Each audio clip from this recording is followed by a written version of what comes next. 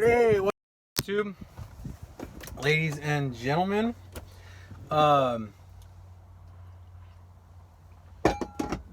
Excuse me, sorry about that. Boy, did I find a hard time trying to find parking out here in Oregon. I'm just about 30 miles south of Portland. Got a delivery at like 3 a.m. But yeah, I went to like 4 different spots and everything's packed. And it was only 3 o'clock in the afternoon and packed. So I saw a way station. So I went into the way station. Gonna crash out here for the night. But anyways, I wanted to talk about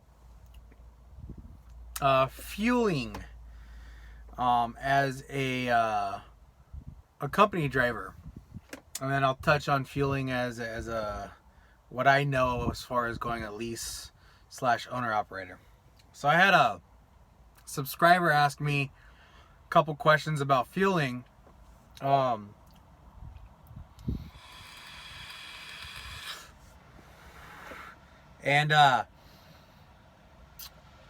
they were concerned that they didn't have enough fuel to get to their fuel. So basically, how it works for company is you get a load, and then when you commit to the load, they'll send you fuel stops.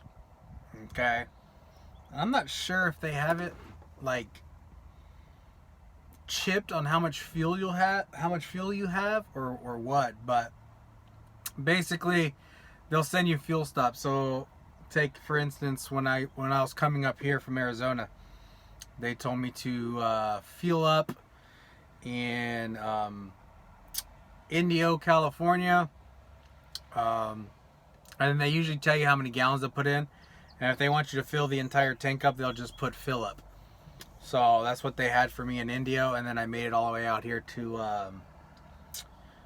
Portland, Oregon. Now, they'll have multiple fuel stops if you need multiple fuel stops. If you don't think you're going to make it and you're running low on fuel, in the Prime app, they have fuel stops within their program. And so what you do is you go on, you're going to have to pull over because you can't use the Prime app when you're driving. But you go to a fuel stop, you see if it's within their program, within their network. They call it their fuel network. And if it's in with their fuel network, you just call your dispatcher, tell them to open it up, open up the fuel card at the location that you're at, and they'll do so. And then they'll ask you how many gallons you need. So if you only need 20 gallons to finish off the load, then they'll give you 20 gallons, 30 gallons, whatever the number is. If you start your morning and you think you're not going to make it to your destination, before you even start your clock and before you even leave, you send in the Qualcomm a macro. Can't remember exactly what number it is. I think it's a macro 27. Let me look it up for you guys right now. Hold on. Messages. Go down number 27. Yes. So macro 27.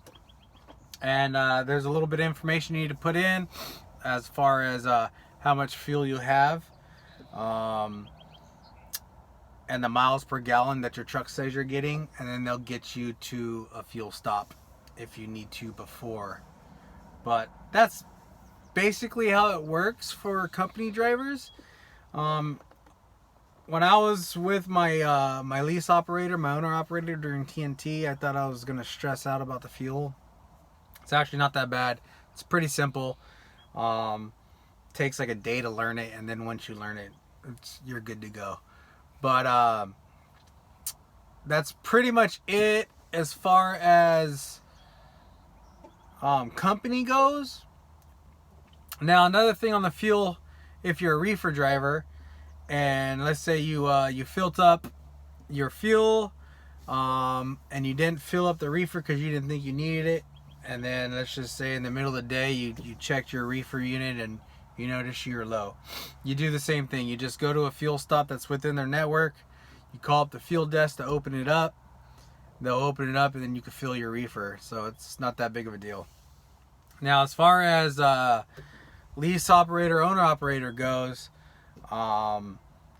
it's a lot more easy than being a company driver, because as a owner operator, lease operator, it's your company, so you can fuel up wherever you want. You can fuel up within their network, or you can fill up outside of their network. It doesn't matter, because you're paying for the fuel. So that's a little bit easier.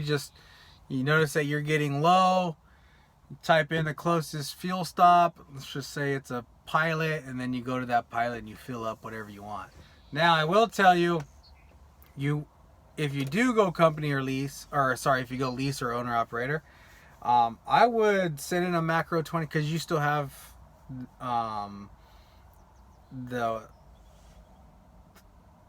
the option to send in a macro 27, and I would listen to Prime.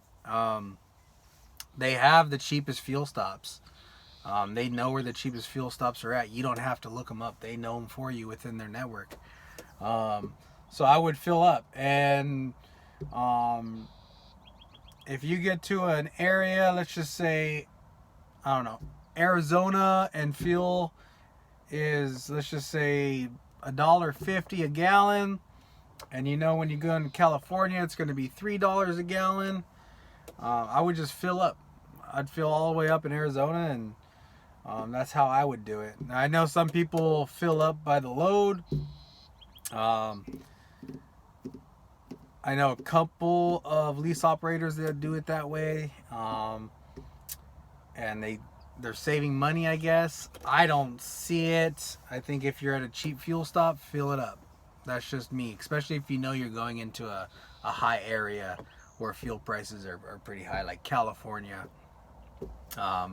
Some spots in the East Coast, obviously. But that's what I would do.